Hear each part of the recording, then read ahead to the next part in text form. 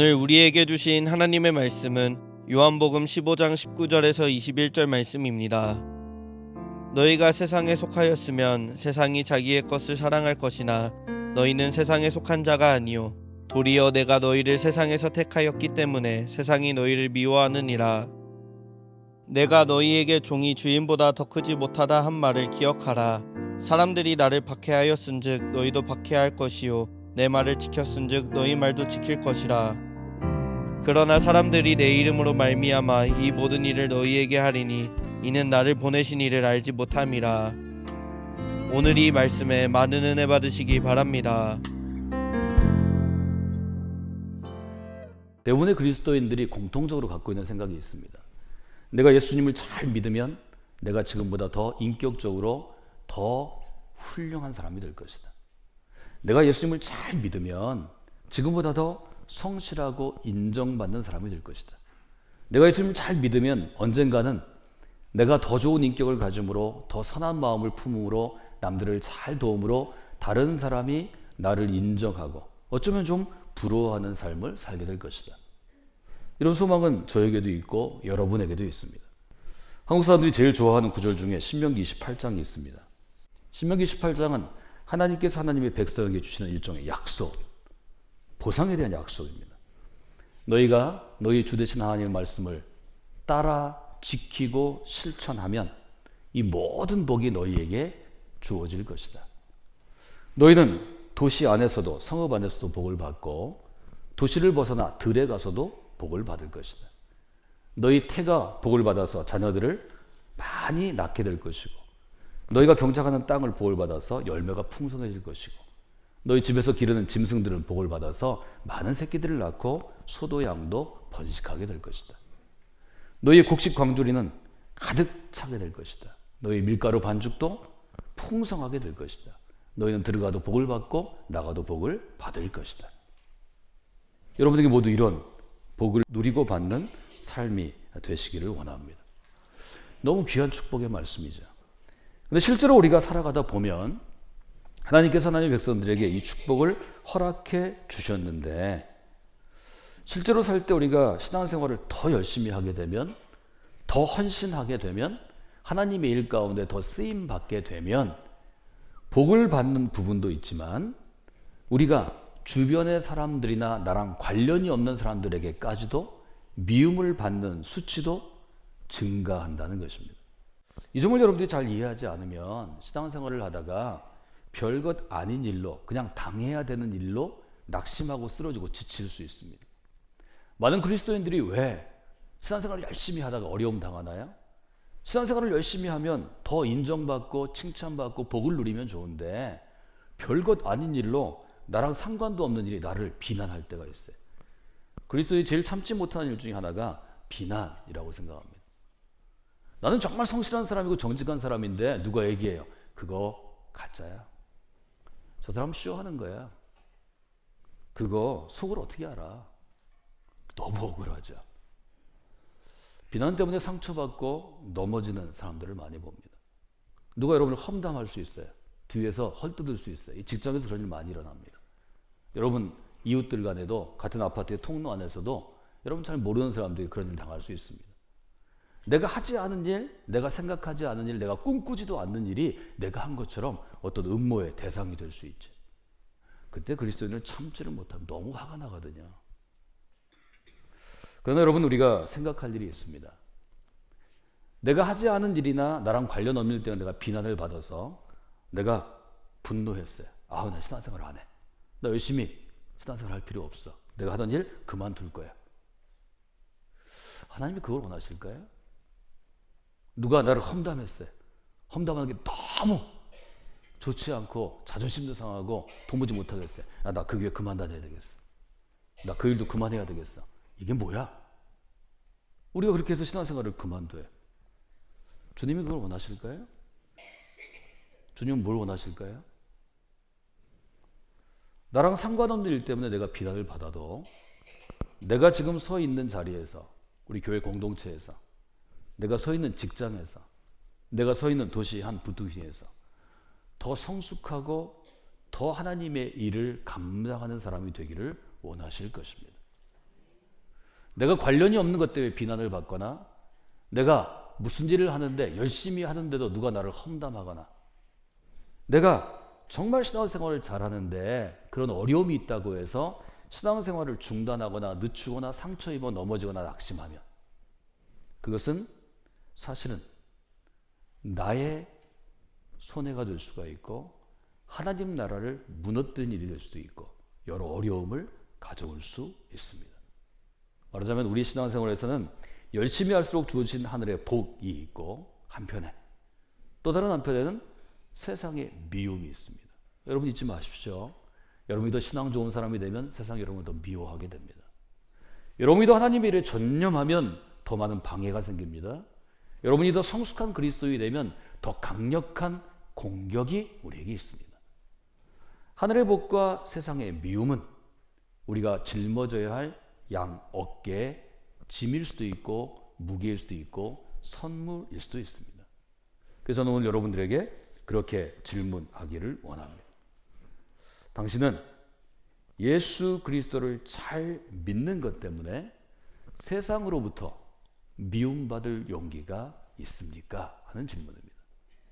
여러분 이번 주에는 이 질문을 품고 한번 살아보시기 바랍니다.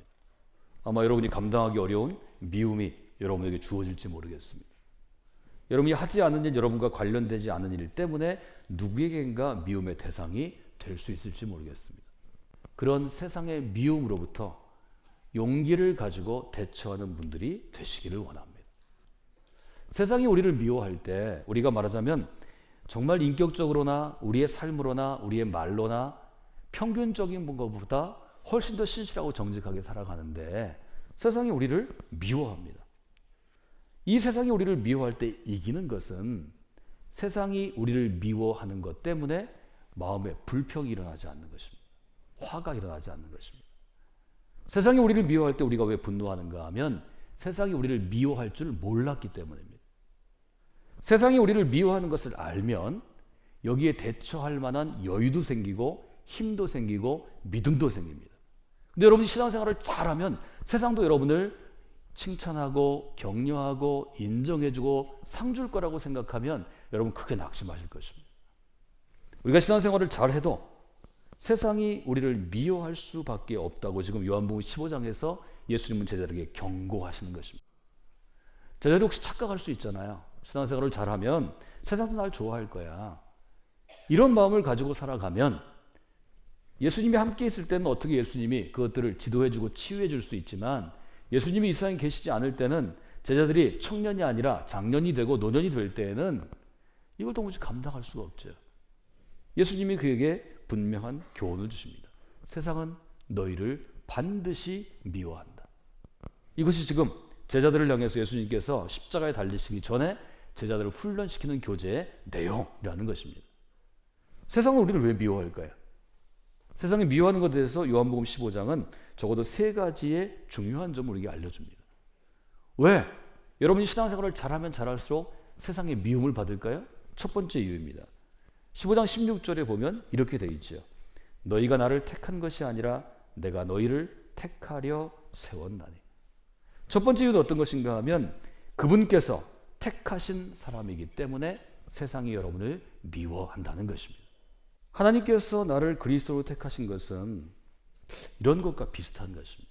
태어나 보니까 대한민국에 태어나서 국민이 되었습니다.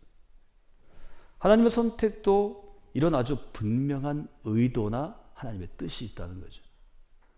그래서 우리가 내가 그리스도인 된 것을 내가 선택한 것이라고, 내가 그리스도인 되기로 내가 종교를 택했다고 여러분이 그 생각에서 더 성숙하셔서 이것은 하나님이 뜻이요 하나님의 예정이라고, 내가 그리스도인이 되는 것은 하나님의 뜻과 계획에 포함된 것이라고 받아들이면 세상이 여러분을 미워하는 것을 여러분이 완전하게 이해할 수는 없지만 어느 정도 받아들일 준비가 됩니다. 에베소 2장 1절에 아주 분명하게 우리의 상태를 그렇게 얘기합니다. 여러분은 전에 범죄와 죄로 죽었던 사람입니다. 우리는 살아있는 것 같지만 영적으로 죽은 사람이라는 거죠. 이 죽은 사람에게 새로운 생명이 와요. 에베소 2장 5절에 보면 범죄로 죽었던 우리들을 그리스도와 함께 살려주셨습니다. 여러분은 은혜로 구원을 받았습니다. 우리가 예수 그리스도를 통해서 하나님의 구원의 은총을 체험한 그것 때문에 그 순간부터 아주 숙명적으로 세상이 우리를 미워하게 된다는 거죠. 두 번째로 세상이 우리를 미워하는 이유는 어떤 것인가요? 여기에 대해서 예수님은 이렇게 제자들에게 설명하십니다. 19절이죠. 너희가 세상에 속하였으면 세상은 자기 것을 사랑했을 것이다. 그러나 너희는 세상에 속하지 않았기 때문에, 즉 세상의 것이 아니기 때문에 세상이 너희를 미워할 것이다. 이것은 굉장히 중요한 예수님의 일종의 교훈입니다. 왜 예수님께서는 우리를 양에 비유하셨나요? 예수 그리스도는 선한 목자이고 너희는 양이다. 그것은 양이 목자의 소유이기 때문입니다. 그렇기 때문에 예수님께서는 나는 목자이고 너희들은 나의 소유인 양이라고 말씀해 주신 것입니다. 우리가 세상의 것이라면 세상이 우리를 사랑했을 것입니다. 그런데 하나님의 것이기 때문에 세상이 우리를 미워하게 된다는 것입니다.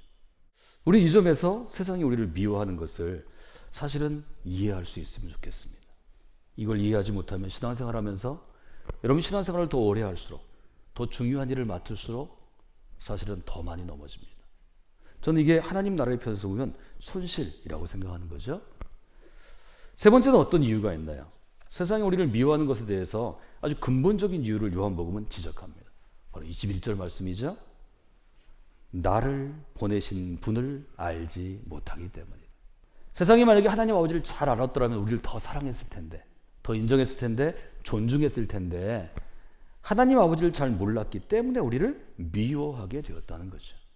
여러분, 하나님을 아는 자와 하나님을 알지 못하는 자의 차이는 하늘과 땅만큼 크다는 것입니다.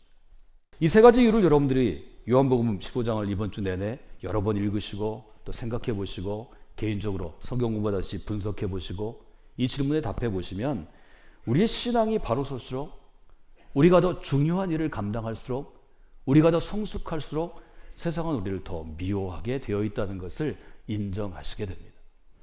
저는 이 점을 여러분들이 회피하지 않기를 원합니다. 이 점을 인정하지 않으면 정말 성숙한 신앙이 되는 게 어렵다는 걸 제가 시간이 더 지날수록 깨닫게 됩니다. 저도 함께 신앙생활하는 사람들이 있습니다. 제가 양육하고 훈련한 사람들이 많이 있습니다.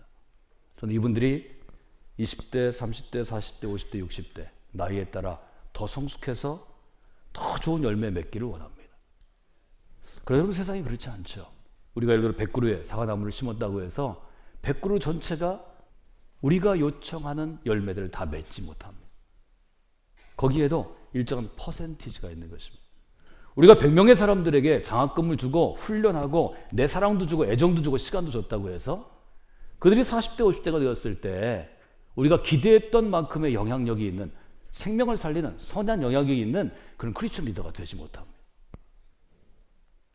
그러면 우리한테 어떤 새로운 인식이 있어야 될까요? 저는 두 가지로 오늘 여러분들이 기도하기를 원합니다. 첫 번째는 내가 미움을 받을 사람이라는 걸 인정하셔야 합니다. 내가 신앙생활을 더 잘할수록, 더 그리스도의 사람이 될수록 세상에 누군가는, 어떤 단체는 여러분을 미워하게 됩니다. 이 미움을 받아들이는 것이 사실은 용기입니다. 그래서 저는 여러분에게 이렇게 질문하고 싶어요. 당신은 미움받을 만한, 미움을 받아들일 용기가 있습니까? 여러분, 용기가 있으신가요? 용기를 구하십시오. 미움을 받아들여야 합니다. 특별히 나와 아무런 상관이 없는 사람에게 미움받는 건 정말 어려운 일입니다. 나를 알지도 못하고 나랑 만나보지도 못하고 그런 사람이 나를 미워해서 이상한 이야기를 하는 건 쉽지 않은 일입니다. 그것도 우리가 이겨내야 합니다. 미움받을 용기가 첫 번째이고 그 다음에는 무엇인가 하면 우리가 미움을 받아낼 때 견디어내는 것입니다. 미움받을 용기가 있는 것도 쉽지 않은 일인데 그 다음에 더 중요한 것은 무엇인가 하면 실제로 미움을 받을 때 견디어내는 것입니다. 제가 신앙생활을 하면서 제일 어려운 부분은 이 부분입니다. 제가 하지 않은 일, 제가 비난받지 않아도 되는 일을 제가 그리스도이기 때문에 혹은 목사이기 때문에 받아야 할 몫이 있죠. 절대로 쉽지 않습니다. 그때마다 제 마음은 분노로 부풀어 올라서 제 이 마음이 파괴되고 제 건강을 해치게 되고 제 영혼도 어려움을 겪게 됩니다.